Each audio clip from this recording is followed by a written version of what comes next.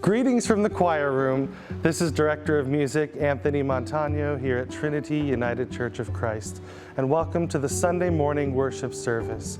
I hope you have found our summer series of small groups and soloists to be meaningful. But as many of you know, our most dynamic musical experiences come through music making that happens communally.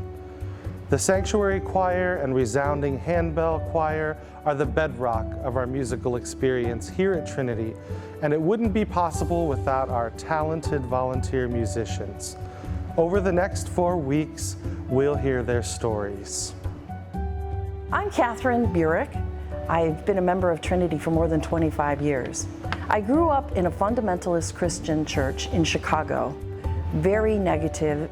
I felt it was very mean and oppressive, and I vowed I would never come back to church.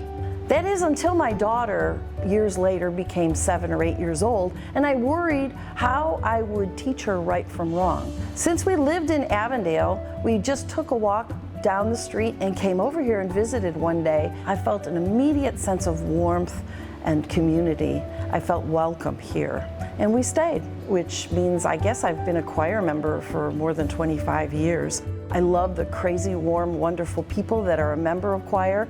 I've seen lots of people come and go, long-standing members who have gone on to the big choir in the sky, and new members that come in and just add beautiful sound to the choir. It is amazing to me how such a relatively small group can make such a big, beautiful sound. I feel like God is singing right through our voices to the congregation, and it makes it a very moving experience.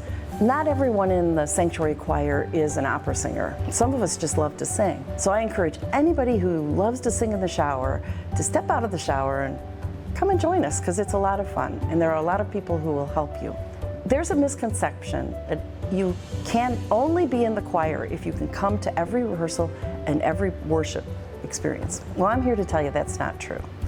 The first many years of my experience in the choir, I was there every Thursday for rehearsal, and I was there almost every Sunday for worship service. My life changed, and I began to travel, especially traveling in winter. And I no longer was able to be part of that foundation, so I only come when I can. And I want to assure you that you can come when you can, if that's what fits with your lifestyle. We would rather have you in the choir than not have you at all. And Anthony makes this so easy. He plans the music, sometimes months in advance, to correspond and support the messages that are delivered during the service. And then he goes one step further and he puts that music and all the training parts on the cloud, so that even if I'm not here, I can plan my schedule and say, oh, I'm going to be here for that Sunday, so I better work on that hymn or that piece of music. And then when I come, I'm prepared and I feel a comfortable part of the group. If you'd like to learn more about being involved in our ministry of music, please do not hesitate to reach out to me personally or a music volunteer to get more details.